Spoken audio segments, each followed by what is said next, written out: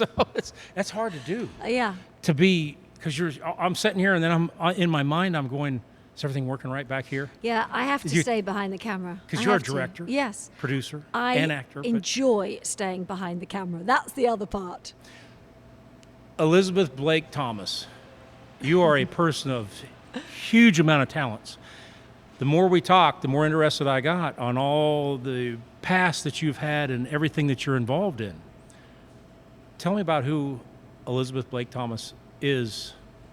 Well, we don't have 10 hours. No. Just because So it I'll could give go you that the long. abridged Yes. version. Okay, well, I'll tell you something interesting. When I lived in England, I was actually Lizzie Wright. And my name altered when I came here. From Lizzie, I became Elizabeth because I was becoming a different person, and I was married, so that became Blake Thomas. And I think it's a really interesting stage to talk about when there are these moments of change. So I was this theatre director back in the UK. I came here, so I kind of altered my persona, who I was, what I was interested in. Somebody told me to be a director, so I became a director. And then from that avenue, everything else has kind of naturally taken its course, from running my own podcasts to writing books to being a public speaker. But it's all creativity. Where is your main center of focus at in life as far as crafts, talents? Where do you like to, what avenue do you like to hang on? Is it film? Is it authoring? Yeah, it's a good question. There's an existential answer, actually. So I get very excited, motivated, happy, peaceful, all those words, from transforming one person's life every day. So no matter what the format, that's how I live my life. And from a sense of creating, I think creatively, I love any of them, but story. It's story at the basis of whatever that is. If it's a podcast or even talking to someone or writing my articles, it's story. Were you this way as a child? Did you know when you were a child that you had all these ambitions and all these energies inside that you had to release? I think I did, but I didn't know that that's what it was, because I always felt very different. Mm-hmm. So I never fitted in. And I always thought that was an issue. And actually, I've realized that's my USP. By being different, that is what makes me stand out. And actually, the older you get, the more comfortable you can be with that.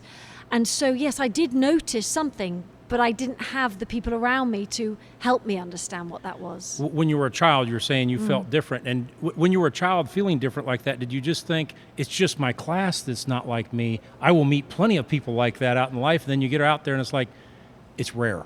What you have, what Sean had, it's very rare. Yeah, that's interesting. I don't know whether as a child, being brought up in England, it's a very different way. It's very kind of routinal. You're at an all-girls school. There's a certain sensibility about growing up there. So I don't think I was even mindful enough to understand that there might not be as many people like me, because I just thought this wasn't accepted. And it was only when I moved to LA that I literally landed, and I remember going, oh, this feels weird. I feel kind of like at home. I don't know what this feels like or why. And I've loved every minute of what LA offers me, with its eclectic mix of people and its eclectic version of anything's possible. There's an energy in LA and in the valley there. Do you feel it when you're there? 100%. It's a creative energy.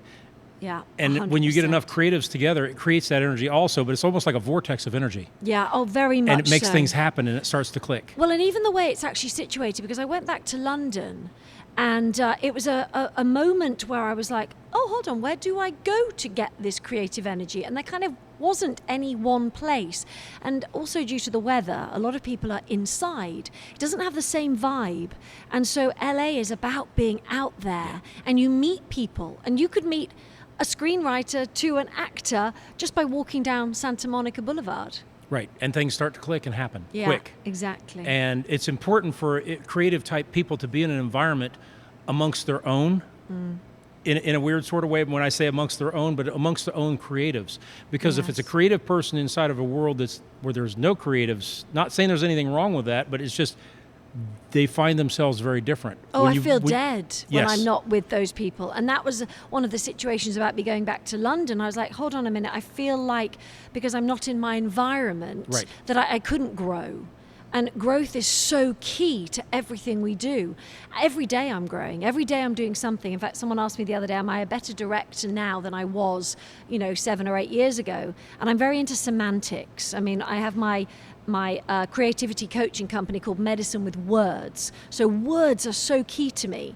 And am I better? Well, if you want to use that word, then yes. But to me, it's about growing. I'm never going to be there because I'm always growing. Right. So it's just a continual stage of becoming better. It's a natural evolution. Yeah.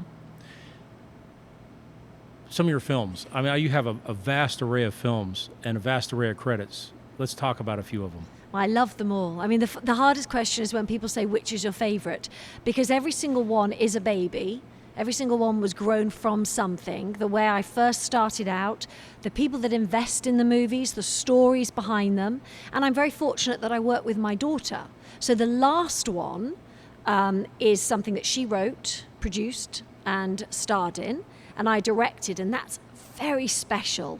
To be able to wake up with my daughter and be creative with her. And she runs a production company with me, Mother Daughter Entertainment. So that's like a dream come true. I mean, I feel very privileged. That's great when you get to work with someone. We were talking about you and Sean working together. It's great to work with someone that's so close to you. It makes the bond even closer, don't you feel? Yeah, well, I love producing for him and he's directing. And I loved actually directing his TV show, The Shadrach, on Pureflix. And it's fun. And it's just when you can talk to somebody creatively. Right. And I'm lucky because I have my daughter and Chai, obviously. Chai acts as well. So I have several people very close to me that I can communicate with and talk about it, the highs, the lows, every element. You bring up Chai. Chai is going to be released in a film here, and you're going to go see the premiere in Beverly Hills at the Beverly Hills Film Festival in a couple weeks. She's starring with Mickey Rourke. So she was accidentally in my movies because, suddenly I'd go into the editing room and I'd see Under the Bed move and I'd be like, is that Chai's tail? So originally she was accidentally in them. And then she was in one of my favorite ones, a rom-com that I did with Jodie Sweetin and David Lipper and Alec Mapper and a whole consort of people. And she was a proper role in that. And then Mickey Rourke came on set for one of the movies and literally went, I want the dog. And I was like, okay, thinking for the break. Right. And he's like, no, I'm holding her for the whole scene. And he's supposed to be this kind of villainous person who really hurts people. I mean, it's got a comedy action, so Right. it's fine. Like a Bond villain with the yes, cat. exactly. Right? Yeah. That's literally how he was Yes. holding her. So she's used to this. So we can chat as well, Right. Well, The Godfather. Oh, yes. The cat. You know that cat came on set. It was not it wasn't to be placed in the film. It just jumped up on his lap. No, I didn't know That's that. the story anyway. If it's just I a story, it's a love great that. story. It is a but, great story. But that's what we've heard. Is I it was love that. the cat come in, he used it. It gives it a psychological twist where you got someone who's so loving but can yet be so evil. Yes, I'm not talking about the Godfather, but I like the Bond understand. villains. Look, the dogs are great, but I am actually talking about my favorite movies. One I've got that I'm writing at the moment with Ron Bass, who wrote Rain Man and What Dreams May Come. He's writing something with me which is a true story, and the main element of this story is a white husky. Okay. And so I'm very excited to put that together. So Chai might be a little bit jealous on set, Well, but- she can slip in there just a little bit. Got to give her screen time. Absolutely. Right? Yeah, that's instead She's of ready me for her there. close-up, Exactly. Mr. DeMille. You also have or run a film festival or a part of a film festival in Los Angeles called the Da Vinci Film Festival. That's correct. I'm on the board of directors for that. Yeah, a very nice film festival. And so you do a wonderful job. It was fabulous. Programming and putting it all together. Yes, so we were And watching scripts and films and reading for screenwriting competition. It was an amazing event. You love film. Mm-hmm. You love art. You love humanity. You love people, right? Yes. It shows. And it shows in your character and your being when you come across. You're a very deep character. as a human being. You are. And I find that very interesting. And I think people should explore their own selves that way a little bit more and find out what's in there. So Well, what do they you can know, bring to the time. world. That's finding time to do that. Yeah. And I think that's something that we're very short on in this world, because I do think everybody has the ability to do that. And I've just finished reading a book called Atomic Habits, which was excellent. And there was an element about that which was saying how you need to know who you are and the language that we use, and therefore emulating who you are. Now, it doesn't mean it can change, that's fine. But instead of kind of constrictions and restrictions on words that we use, maybe, I don't know, let's use the eating as an aspect. I'm on a diet. No, actually, I want to be a healthy person. Right. I want to aspire to be healthy, make healthy choices. And that then, kind of like bleeds into everything else. And I think that takes time and effort. And we are a very time poor nation. Yes. Because we are told success is from speed. The more you do, the more successful you are. Oh, you haven't done that yet, or we're running out of time. It's the way we're brought up, and I believe very much in living intentionally, and so you can achieve that actually, but it takes an effort to reassess the way you do things. We're living on a hamster wheel. Mm-hmm. The faster we run, the faster it goes, and the minute you stop, your neck gets broke. Yeah. So it's that's a deep conversation. Yes, I like deep conversations. It's a deep conversation, so it's one we can have later when we come to Los Angeles. Yes. And we can talk later. Well, you right? know the film, the one that I mentioned about the White Husky, that's actually why I loved it so much as a true story, because it's got elements of that. So I can bring all of me into something creative. Right. I can film it in a fabulous way because it actually needs filming in Canada. So I'm experiencing lots of different things. And that's because I had another book I wrote called Filmmaking Without Fear. And that is to get people to understand you can just do it. Mm-hmm. You can go and make a movie. And I do a lot of talks on that as well. Well, anymore with cell phones, good cell phones like an iPhone 15 that shoots in ProRes, which these cameras shoot in 4K. Yeah. The barriers have been broke down. There's no excuse. No, there's no excuse anymore. And there's YouTube for all the so you can go to film school on YouTube. Yeah. And you can pull from your own stories and tell your story with your phone very inexpensively and edit. They even offer editing software for free on a lot of platforms. And free music and all sorts, yes. colouring. I feel I put myself through film school. I've been a director for, I think we are coming up to 8 years now, and it's 25 features or something since then. But that to me is film school. Yes. Every single film I did taught me something new for the next film. And in all honesty, even in 8 years, I remember I was shooting on... It wasn't even 2K. It was 1025p or something. It was nothing, and now I'm 8K in 8 years. How is that even possible? You know, it's out of this world. Technology. So my film school has been phenomenal, and I put myself through it just by doing. That's how you learn. Yeah. Yep. You can sit in a classroom all day, but it's hands-on, and it's being around other creatives. So you bounce off each other, come up with an idea. Hey, let's do it this way. Let's do it that way.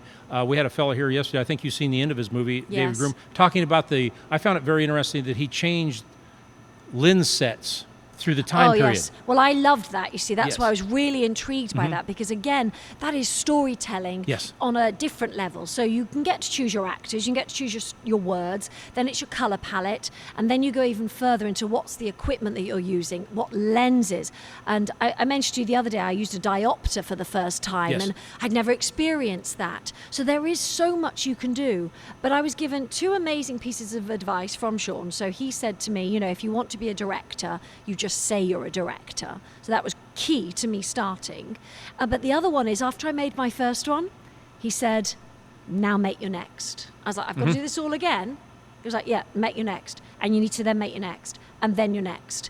Because otherwise, I've seen people who make one film and it can be a 5-year, 10-year thing, and they've not learned, they've not grown from anything. Right. So it's continual growth in that world as well.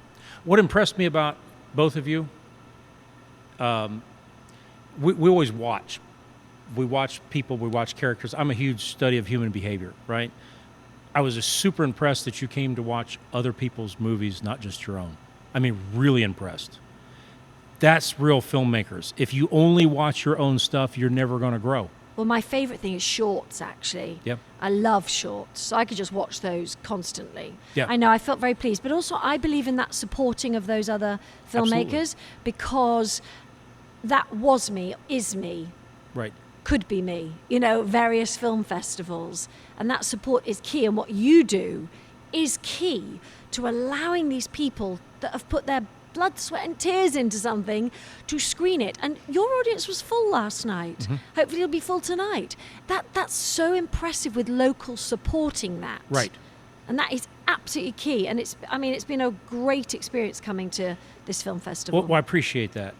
One of the big things for me is making sure that it's in a proper environment. That might be the techie side of me, like the filmmaker side, going, it needs to show on a proper screen, in a proper environment, with the proper sound. And so we have the 55-foot screen. It's huge, it's big, it's theatric, and it brings the story to life. Your film is, I know you've seen it on a big screen, yes, a big yes, screen. Yeah, yeah. It is a story. I got goosebumps thinking about it. The hair stood up. It's a classic movie. It's right. just been done, but it is a classic And film. they have to be seen on the big screen, Yes. all movies. I mean, when we try to do our premieres, we're often at the Chinese theatre for a lot of our premiere screenings in LA. So it gives everybody even the feel before they enter Right. that they're watching a big movie. Because that love of film has been taken away slightly by the streaming platforms. Yes. And don't get me wrong, I do enjoy knowing if I missed it, I could watch it there. And there are some scary films, actually, I do prefer seeing on a Right. smaller screen. But the love of the theatre and going there and just being around fellow filmmakers is something very unique. You just did a TED Talks I did. 3 or 4 or 5 days ago. Yes, I did. It was called We're All Going to Die. It's how we get there that matters. Yes. A happy subject. Well, it is. So many people are afraid of death. Exactly. And you mentioned Hunter Thomas, I think it was. That's right, yes. And I'll be a poster child for that, where you slide into the grave, beaten, battered, bruised, body worn out, going, what a hell of a ride. Exactly. And that is how we should live. Exactly. Adventurous.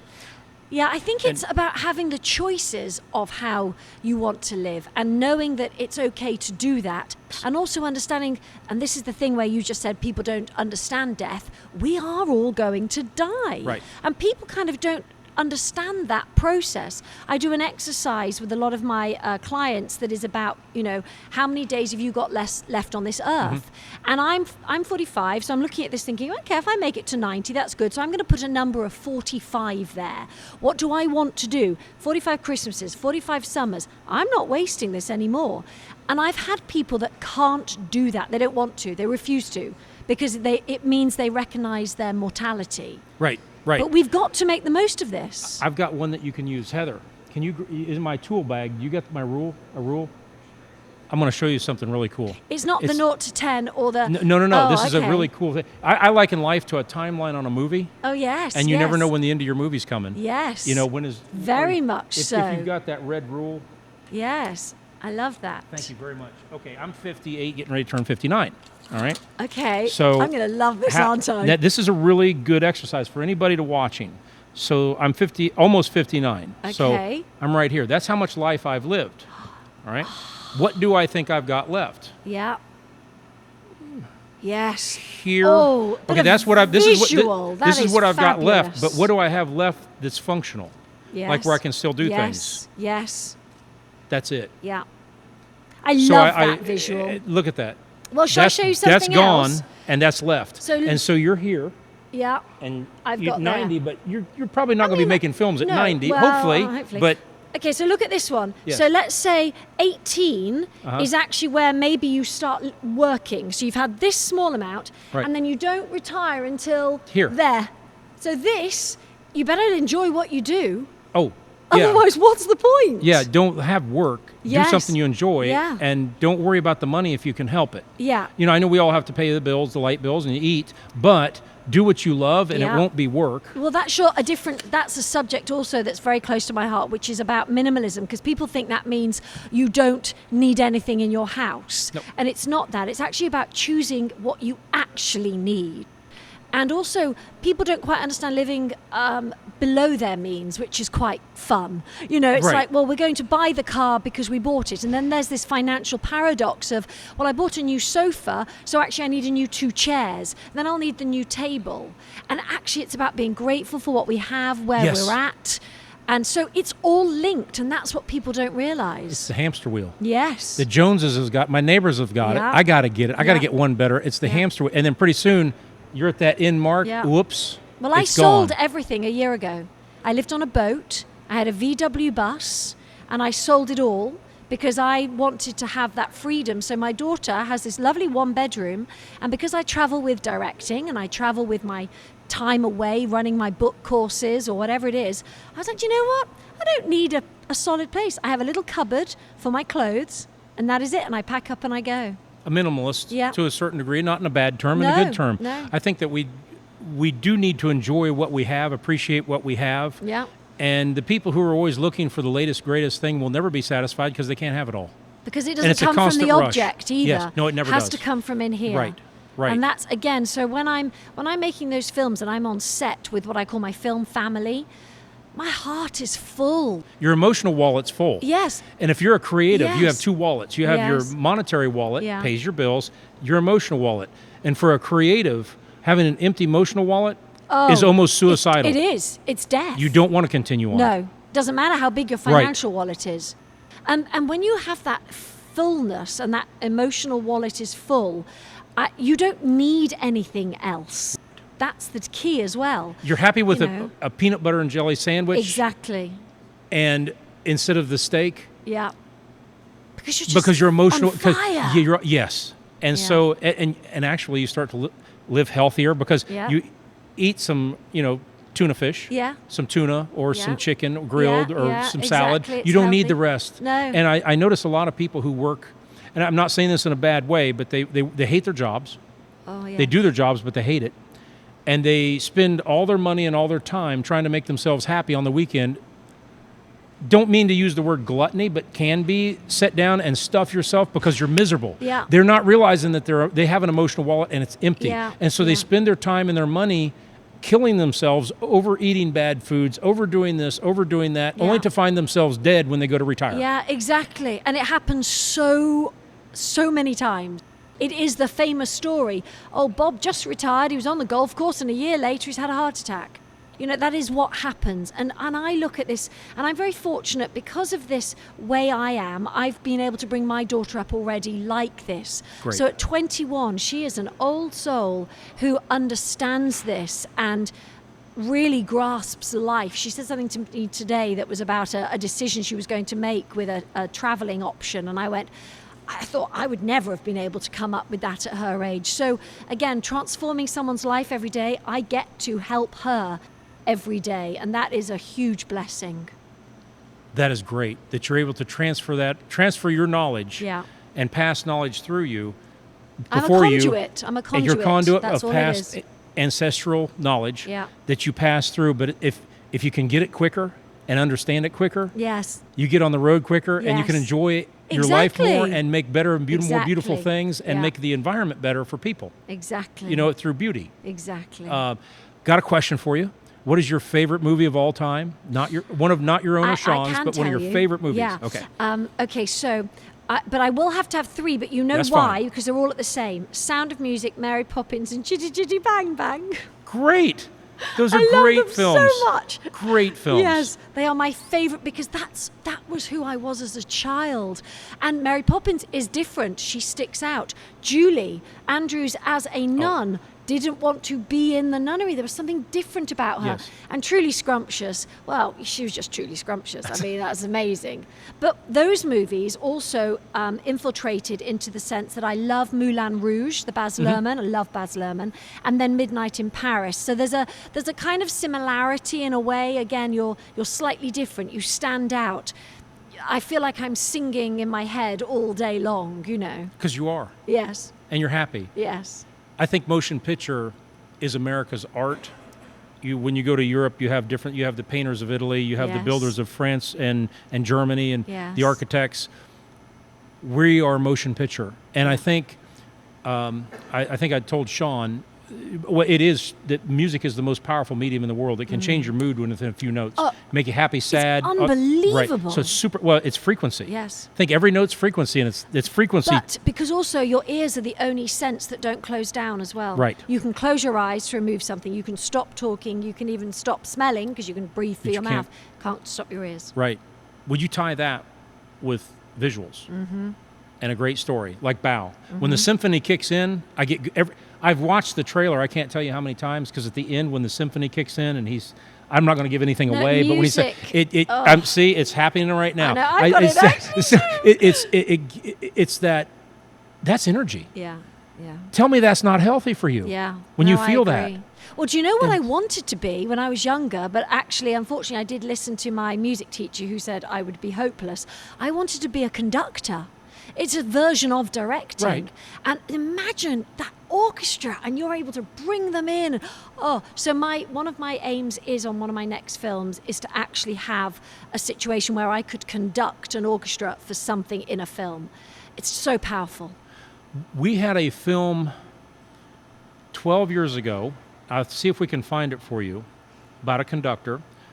Peter Luisi, I think he was the Oscar candidate for Switzerland, had it at our festival.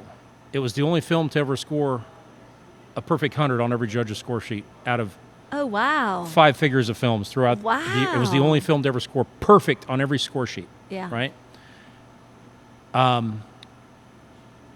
The name of it, Heather? I have to call on Heather. Dare Sandman, DERR Sandman, double N at the end. Yeah. I will see if you don't have it, you're going to love this film. It's about a Yes. conductor. I want you to think of one thing when you're directing or producing your next film. You are a conductor.